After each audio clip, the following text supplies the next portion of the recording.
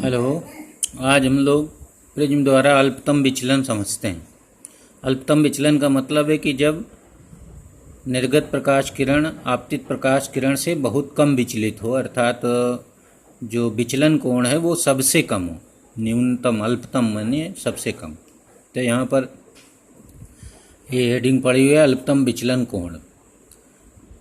तो यदि हम प्रिज्म के आपतन कोण आई व विचलन कोण डेल्टा में ग्राफ खींचें तो चित्र की भांति वक्र प्राप्त होता है। तो इस तरह का ग्राफ प्राप्त होता है, वक्र प्राप्त होता है कि पहले जब आपतन कोण कम होता है तो विचलन ज़्यादा होता है, और जैसे जैसे आपतन कोण बढ़ाते जाते हैं विचलन कोण का मान घटता जाता है, अर्थात किरण का विचलन कम होता जाता है और एक विशेष आपतन कोण पर विचलन कोण न्यूनतम हो जाता है। फिर अगर आपतन कोण उससे और आगे बढ़ता है तो फिर से विचलन कोण बढ़ने लगता है। तो ये जो इस पॉइंट पर ये जो विचलन कोण है इसको कहते हैं अल्पतम विचलन। तो विशेष, तो यहाँ पर ये लिख दिया जाता है कि वक्र से स्पष्ट है कि एक विशेष आपतन कोण के लिए डेल्टा का मान सबसे कम होता है। इस सबसे कम मान को अल्पतम विचलन डेल्टा यम कहते हैं। तो ये डेल्टा यम हो गया अल्पतम विचलन। तो एक विशेष आपतन कोण पर प्रिज्म सबसे कम विचलन उत्पन्न करता है।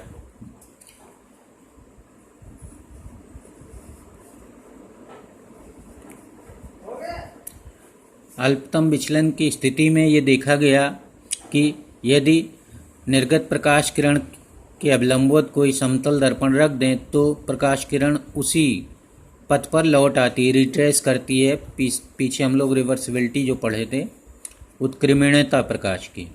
तो इसका अर्थ ये हुआ कि जब अल्पतम विचलन की स्थिति में प्रिज्म होता है तो जो आपतन कोण है वो निर्गत कोण के बराबर होता है, और दोनों R1 और R2 जो अंदर के रिफ्रैक्टिव एंगल हैं, अपवर्तक कोण हैं, वो भी बराबर होते हैं। तो ये याद रखना है कि अल्पतम विचलन की स्थिति में I बराबर E और R1 बराबर R2।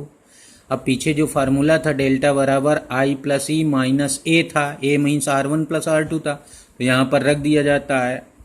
तो आई ई की जगह आई रख लेंगे तो आ जाएगा यहाँ पर 2i आ जाएगा ये, और R1 प्लस R2 की जगह ए रख देंगे तो ए आ जाएगा, और ये डेल्टा यम हो गया क्योंकि आई बराबर ई लिया गया है तो यहाँ डेल्टा यम लिख देंगे। डेल्टा यम बराबर हो जाएगा 2i माइनस ए। तो ये अल्पतम विचलन का फार्मूला है, अल्पतम विचलन कोण का कह लीजिए। और याद रखना है कि यदि प्रिज्म के आधार कोण समान है, यानी दोनों समद्विबाहु अगर प्रिज्म है, तो PQ जो अंदर अपवर्तित किरण होती है वो आधार BC के समांतर होती है। ये भी याद रखना है अल्पतम विचलन की स्थिति में।